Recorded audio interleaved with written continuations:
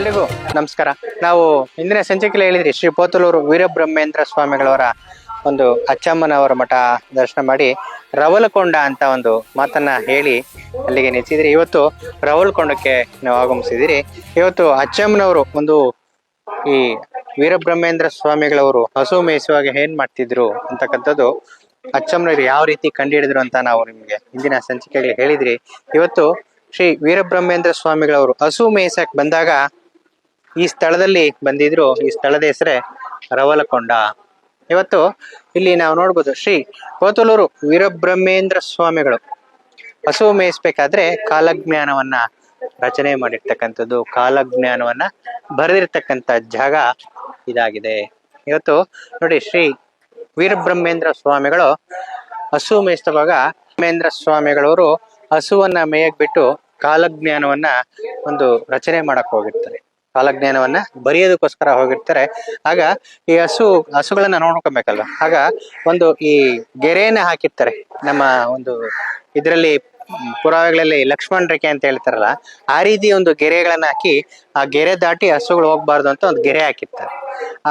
ಆ ಗೆರೆ ಹಾಕಿರ್ತಾರೆ. ಆ ಕಾವಲ್ಗೋಸ್ಕರ ಒಂದು ಯೋಗದಂಡ ಕಾವಲ್ಗೋಸ್ಕರ ಇಟ್ಟಿರ್ತಾರೆ. ಆಗ ಆ ಹಸುಗಳನ್ನ ಹುಲಿ ಒಂದು ತಿನ್ನೋದಕ್ ಬರುತ್ತೆ, ಬೇಟೆ ಆಡಿ ತಿನ್ನೋದಕ್ ಬರುತ್ತೆ. ಆ ಯೋಗದಂಡ ಆ ಹಸುಗಳನ್ನ ಕಾಯ್ತಾ ಇರುತ್ತೆ. ಆಗ ಆ ಯೋಗದಂಡದಿಂದ ಆ ಹುಲಿನ ದೊಣ್ಣೆ ಪೆಟ್ಟುಗಳಿಂದ ಹೊಡೆದು ಆ ಹುಲಿನ ಓಡಿಸಿರ್ತಕ್ಕಂಥ ಜಾಗ ಇದಾಗಿದೆ. ಅವರು ವೀರಬ್ರಹ್ಮೇಂದ್ರ ಸ್ವಾಮಿಗಳು ಒಂದು ಪವಾಡ ನೀಡ್ತಿರ್ತಕ್ಕಂಥ ಜಾಗ ಇದು ನೋಡಿ. ಇಲ್ಲಿ ಅದಕ್ಕೋಸ್ಕರ ಆ ವೀರಬ್ರಹ್ಮೇಂದ್ರ ಸ್ವಾಮಿಗಳವರು ಹಸುಗಳನ್ನ ಮೇಯಿಸ್ತಿದ್ರು ಅಂತಕ್ಕೋಸ್ಕರ ಆ ನೆನಪಿಗೋಸ್ಕರ ಇದೊಂದು ಇಲ್ಲಿ ಗೋಶಾಲೆ ಮಾಡಿರ್ತಕ್ಕಂಥದ್ದು. ನಾವು ಬಂದ್ರೆ ಇಲ್ಲಿ ಗೋಶಾಲೆನೂ ಕೂಡ ದರ್ಶನ ಮಾಡ್ಬೋದು.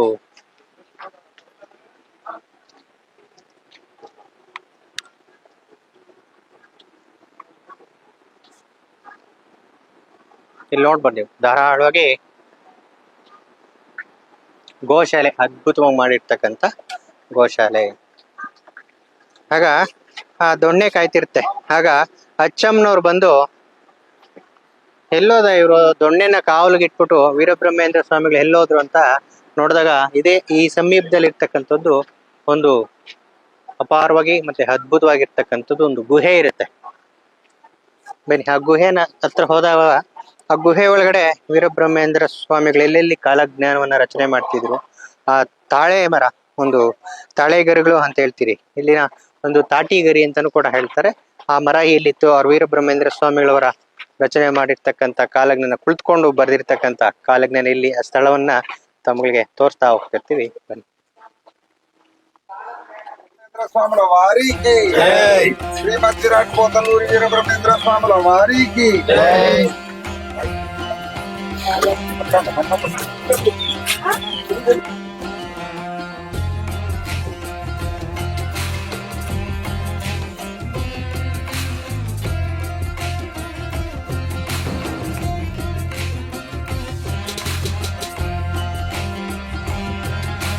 ಒಳಗಡೆ ಹೋಗೋಣ ಬನ್ನಿ.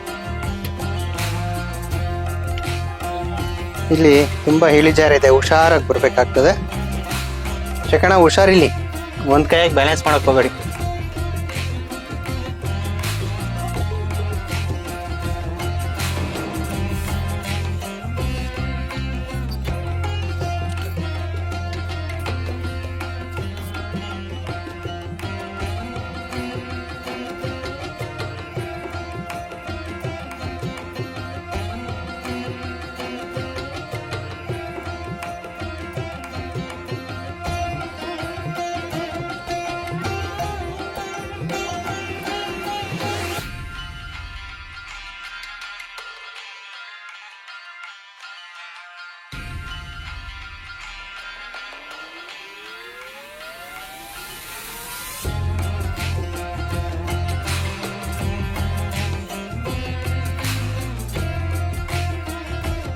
ಈ ಗುಹೆ ಒಳಗಡೆ ಬಂದ ಕೂಡಲೇ ಸ್ವಲ್ಪ ದೂರ ನಾವು ಬಗ್ಕೊಂಡು ನಡಿಬೇಕಾಗ್ತದೆ.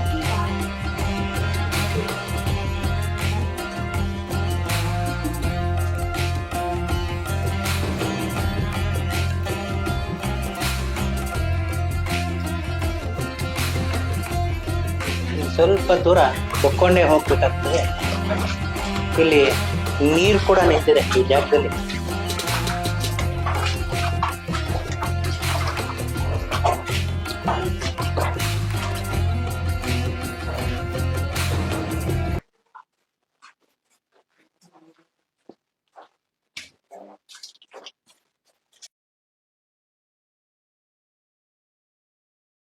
ವೀರಬ್ರಹ್ಮೇಂದ್ರ ಸ್ವಾಮಿಗಳವ್ರ ಗುಹೆ ಅಂತ ಹೇಳ್ತೀನಿ ಅಂದ್ರೆ ಆ ಗುಹೆ ಒಳಗಡೆ ಬಂದಿದೀವಿ ನಾವು.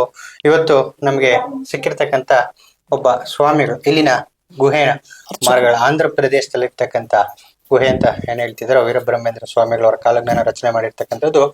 ಈ ಗುಹೆ ಸಂಪೂರ್ಣ ಮಾಹಿತಿಯನ್ನ ತಿಳಿಸ್ಕೊಡೋದಕ್ಕೆ హరి ఓం. నా పేరు శ్రీరామ శర్మ, ఇక్కడ అర్చకుని నేను.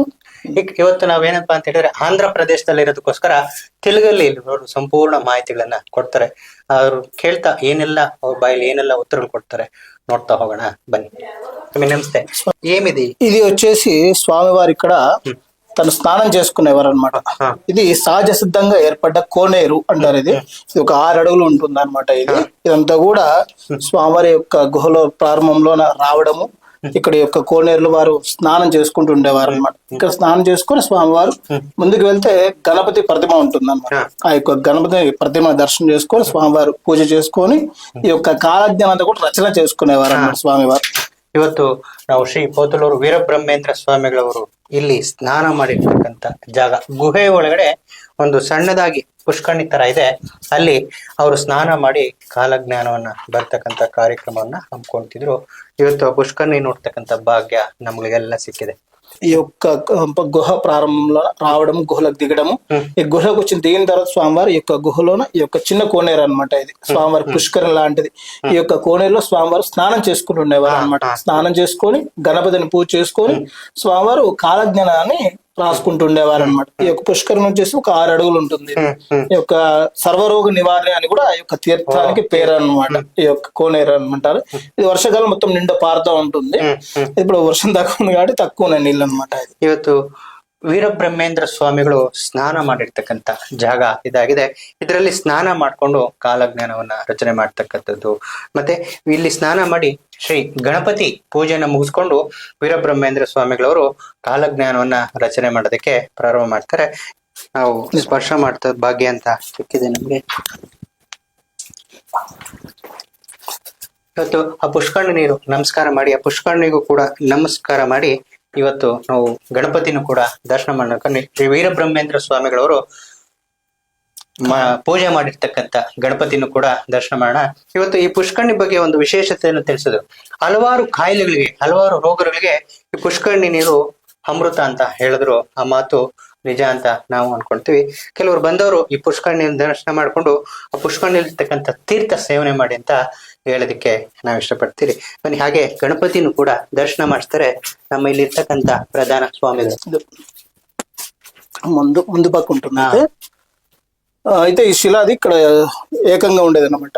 2 అటాచ్డ్ అనమాట. దీనికి అయితే శిల విడిపోయింది. ఈ యొక్క శిలకి ప్రతిమ ఉంటుంది, రూపం ఉంటుంది అనమాట. గణపతి రూపం. ఈ యొక్క గణపతిని ఆయన పూజ చేసుకొని స్వామివారు రాసుకునేవారు అనమాట కాలజ్ఞానం అంతా కూడా. ನೋಡಿ, ಇವತ್ತು ನಾವು ಬಂದು ಕೂಡಲೇ ಗಣಪತಿ ನಾವು ನಿಂತಿರ್ತಕ್ಕಂಥದ್ದು ಹಿಂಭಾಗ. ಅದು ಮುಂದಗಡೆ ನೋಡಿದ್ರೆ ಗಣಪತಿ ಒಂದು ಶಿಲೆ ಆಕಾರದಲ್ಲಿದೆ. ವೀರಬ್ರಹ್ಮೇಂದ್ರ ಸ್ವಾಮಿಗಳವರು ಪೂಜೆ ಮಾಡಿರ್ತಕ್ಕಂಥ ಗಣಪತಿ ಇದು.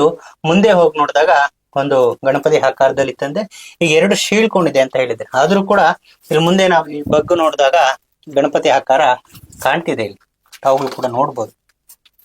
ఏకశిల అయితే ఇప్పుడు శిల విడిపోయింది కానీ ఇక్కడ ముందు పక్క ఉంటుంది అనమాట. ఈ ఆకారం అంతా కూడా గణపతి యొక్క ఆకారం అనమాట. ఇక్కడ స్వామివారు మనం చూసిన కోనేరులో స్నానం చేసుకునే ఉన్నారు. స్నానం చేసుకున్న తర్వాత ఈ యొక్క గణపతి ప్రతిమను పూజ చేసుకుని స్వామివారి కాలజ్ఞాన రచన చేసుకునేవారు అనమాట. అయితే ముందు పక్క ఉంటుంది ఫేసింగ్ అంతా కూడా ಸ್ವಾಮಿವಾರದು. ಇವತ್ತು ಶ್ರೀ ವೀರಬ್ರಹ್ಮೇಂದ್ರ ಸ್ವಾಮಿಗಳವರ ಪೂಜೆ ಮಾಡಿರ್ತಕ್ಕಂಥ ಗಣಪತಿ ಶಿಲೆ ಇದಾಗಿರುತ್ತೆ. ಇವತ್ತು ನಾವು ನೋಡಿರ್ತಕ್ಕಂಥದ್ದು ಹಿಂಭಾಗವನ್ನ ನೋಡ್ತಿರ್ತೀರಿ. ಇಲ್ಲಿ ಬಂದು ಮುಂಭಾಗ ನೋಡಿದ್ರೆ ಸಂಪೂರ್ಣ ಒಂದು ಗಣಪತಿ ಆಕಾರದಲ್ಲೇ ಕಾಣ್ತಿದೆ. ಈ ಗಣಪತಿ ಹೆಚ್ಚು ಪ್ರಕೃತಿ ಏರುಪೇರುಗಳಲ್ಲಿ ಇದು ಪಾಳಾಗಿದೆ ಅಂತ ನಮ್ಮ ಸ್ವಾಮಿಗಳು ಹೇಳ್ತಿದ್ದಾರೆ. ಇವತ್ತು ನೀವು ಮುಂಭಾಗದಲ್ಲಿ ಬಂದು ನೋಡಿದ್ರೆ ಸಂಪೂರ್ಣ ಗಣಪತಿ ಇದಾಗಿರುತ್ತೆ. ಇವತ್ತು ನಾವು ಬಂದು ಕೂಡಲೇ ಹಿಂಭಾಗ ಕಾಣುತ್ತೆ, ಇದು ಮುಂಭಾಗ. ಇವತ್ತು ಗಣಪತಿನೂ ಕೂಡ ವೀರಬ್ರಹ್ಮೇಂದ್ರ ಸ್ವಾಮಿಗಳವರು ಪೂಜೆ ಮಾಡಿರ್ತಕ್ಕಂಥ ಗಣಪತಿನೂ ಕೂಡ ಮುಟ್ಟಂತ ಭಾಗ್ಯ ಸಿಕ್ಕಿದೆ. ಅವ್ರಿಗೆ ನಮಸ್ಕಾರ ಮಾಡ್ತಾ ಮುಂದಕ್ಕೆ ಹೋಗೋಣ ಬನ್ನಿ.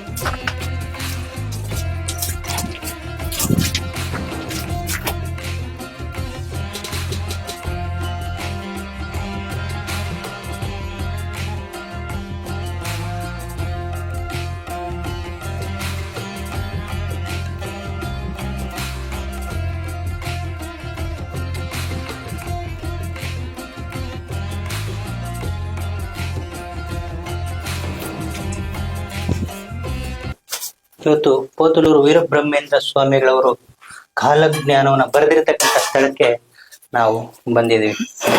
ಇದ್ರ ಬಗ್ಗೆ ಏನು ವಿವರಣೆ ಕೊಡ್ತಾರೆ ಇಲ್ಲಿರ್ತಕ್ಕಂಥ ಸ್ವಾಮಿಗಳಂತ ಅವ್ರ ಬಾಯಿ ಮತ್ತಲ್ಲೇ ಕೇಳಕ್ ಇಲ್ಲಿಂದ ಮಾಹಿತಿಗಳ ಬಗ್ಗೆ ಹರಿ ಓಂ. ವಿರಾಟ್ ಪದ ವಿಖ್ಯಾತಂ ಸಿದ್ಧಾನಂದ ಪ್ರದಾಯಕಂ ಕಾಲಜ್ಞಾನ ಪ್ರವಕ್ತಾರಂ ವೀರಬ್ರಹ್ಮ ಗುರುಂ ಭಜೆ. ವಿರಾಟ್ ರೂಪಾಯ ವಿದ್ಮಹೇ ಕಾಲಜ್ಞಾನಾಯ ಧೀಮಹಿ ತನ್ನೋ ವೀರಪ್ಪಯ್ಯ ಸ್ವಾಮಿ ಪ್ರಚೋದಯಾತು. ವೀರಪ್ಪಯ್ಯ ಸ್ವಾಮಿನೇ ನಮೋ ನಮಃ. ಇವತ್ತು ನಾವು ವೀರಬ್ರಹ್ಮೇಂದ್ರ ಸ್ವಾಮಿಗಳವರು ಕಾಲಜ್ಞಾನ ರಚನೆ ಮಾಡಿರ್ತಕ್ಕಂಥ ಸ್ಥಳಕ್ಕೆ ಬಂದಿದ್ದೀರಿ. ಈ ಸಂಪೂರ್ಣ ಕಾಲಜ್ಞಾನದ ರಚನೆ ಯಾವ್ಯಾವ ರೀತಿ ಆಯ್ತು ಅಂತಕ್ಕಂಥ ಮಾಹಿತಿನ ಇಲ್ಲಿರ್ತಕ್ಕಂಥ ಅರ್ಚಕರು ಸಂಪೂರ್ಣವಾಗಿರ್ತಕ್ಕಂಥ ಮಾಹಿತಿಯನ್ನ ಕೊಡುತ್ತಾರೆ. శ్రీ గురుభ్యో నమః. స్వామివారు 16వ శతాబ్దంలోన 1601లో బ్రహ్మాండపురం నందు స్వామివారు సరస్వతి నది తీరాన స్వామివారు జన్మించారనమాట. వారి తల్లిదండ్రులు ప్రకృతాంబ పరిపూర్ణాచార్యులు యొక్క దంపతుల కుమారుడు స్వామివారు. అయితే తను స్వామివారు జన్మించిన వెంటనే తన తల్లిదండ్రులు ఇద్దరు కూడా ఆ యొక్క సరస్వతి నదిలో సంగమం చేస్తారు, అంటే చనిపోతారనమాట వారిద్దరు కూడా. అయితే చనిపోయిన వెంటనే అక్కడ అత్రి మహర్షి ఆయన స్వామివారిని దగ్గర తీసుకొని, చిన్న బాలుడు ఆయన బాలుడు అనమాట, ఆ యొక్క బాలుని స్వామి దగ్గర తీసుకొని ఆ యొక్క అత్రి మహర్షి పెంచుకుంటూ ఉండేవాడు అనమాట. అయితే కర్ణాటక నుంచి పాపాగ్ని మఠం అనేసి చిక్బలాపూర్ దగ్గర అక్కడ వీరపాపాంబ వీరభోజాచారులు వారు సంతానం లేకపోతే వారు దేశాటం చేసుకుంటూ కాశీ ప్రాంతానికి వెళ్ళి అక్కడ బ్రహ్మాండపురం సరస్వతి నది తీరం ఏదైతే ఉందో అక్కడ ఈ యొక్క బాలుని చూశారనమాట. వారు బాలుని చూసి అత్రి మహర్షి ఆజ్ఞ తీసుకొని ఆ యొక్క పిల్లవాడిని దత్తత తీసుకొని